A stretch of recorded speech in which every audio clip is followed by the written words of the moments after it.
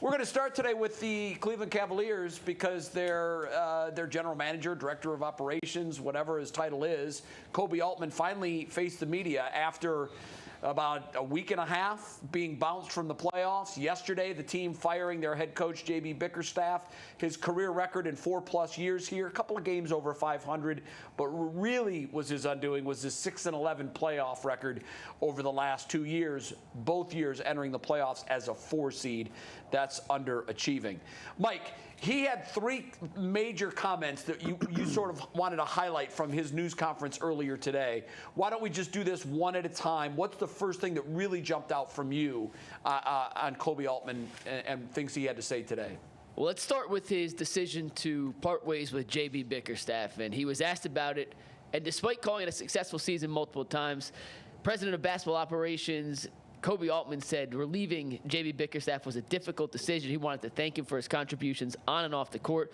More specifically saying, quote, "It's not something he did, but with this group it's about finding someone with a different approach and a fresh set of eyes to move us forward." It's kind of what we spoke about earlier on the YouTube show. Do you guys agree with the sentiment that that is the bottom line reason behind dismissing and parting ways with JB Bickerstaff?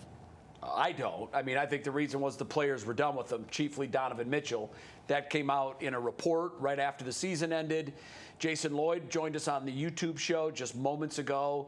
He told us that he teed Koby Altman up to just sort of lay it out there as to what, he said, he asked him, did the contract extension for Donovan play any role at all in the decision to let JB go? And he said no. Well, he's protecting his star player. He has to say that. He doesn't want to upset his star player and have him leave. So to me, the reason was simple. The players have decided that they can't go as far as they want to go with JB, and all this other stuff is sort of window dressing. Yeah, I call spoiled baloney on that as well. He said, it wasn't something specifically that he didn't do. Well, specifically, you lost the locker room, and that's the ultimate death sentence for any head coach. Once the players go tone deaf on your voice and don't react to you or respond to you anymore, there's no coming back from that. Time for a new voice. Yeah, exactly. I mean, this is what happens when you have expectations, and I think sometimes people forget that the Cleveland Cavaliers have won championships in this league before. It was with LeBron James,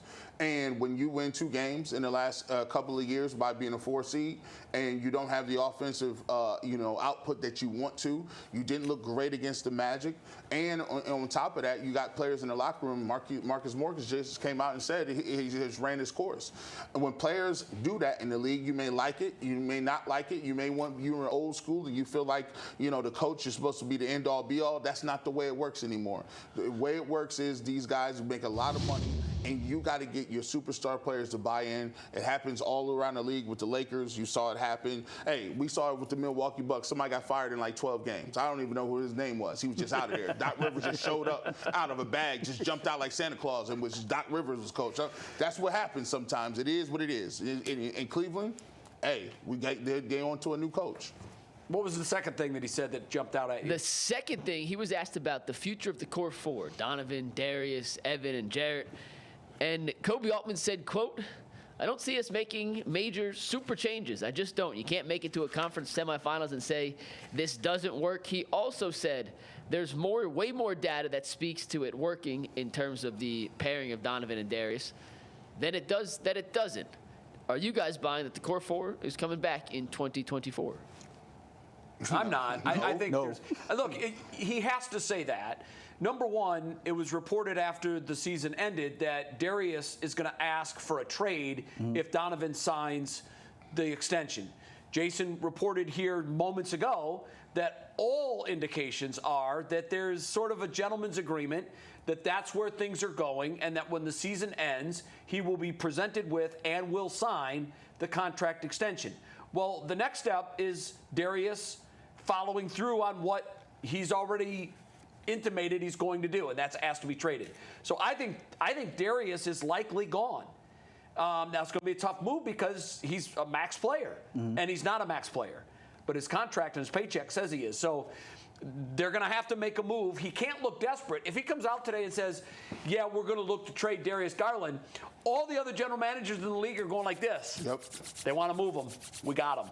Yeah, I'm calling baloney on it again, because if this was good enough, then you would have made it further than the semifinal. And I understand that you dealt with injuries, but if you listen to the reports and you read the reports that have been put out there by, The Athletic, Cleveland.com, Clutch Sports is going to ask for a trade, and all signs are pointing to Donovan Mitchell coming back. And then there's been, mixed emotions in the locker room as far as Jared Allen and his effort to at least play. And so when you look at those factors and the nucleus of this team will be the same, I don't see how you can bring the entire quote-unquote core four back. Yeah, I don't either. I ain't like to. That core four, they was trying to sell me on that last year, and I was like, y'all need to stop saying that. That is not what it is. By the way, can somebody just get to it and be like this? If you brought everybody back, in what universe are they beating the Celtics? What is he talking about to say successful? Like, you make it to a semifinal. Are the Celtics going to wake up and get old?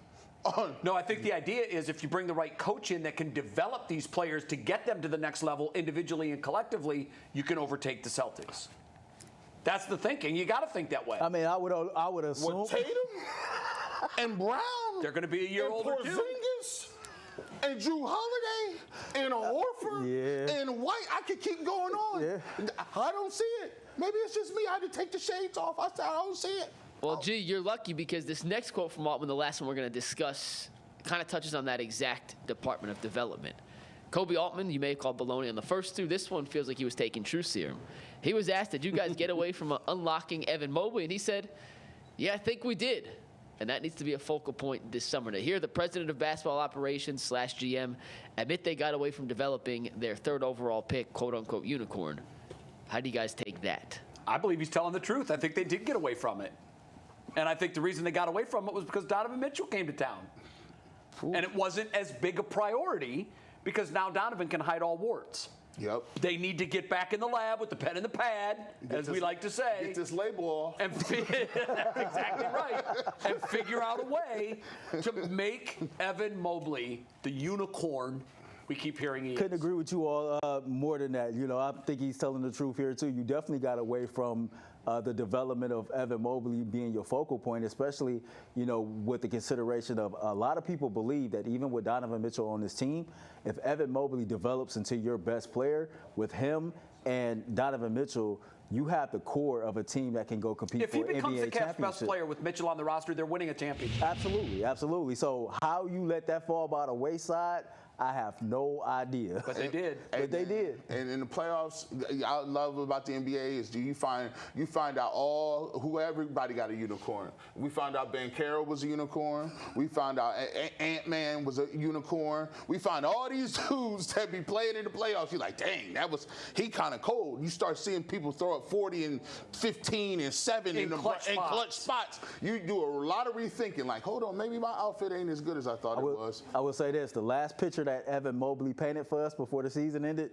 was a beautiful picture. It was. And I'm gonna take that into the off season. You're right. And let's hit the ground running next year. Absolutely. All right, we're going to stay on the Cavs.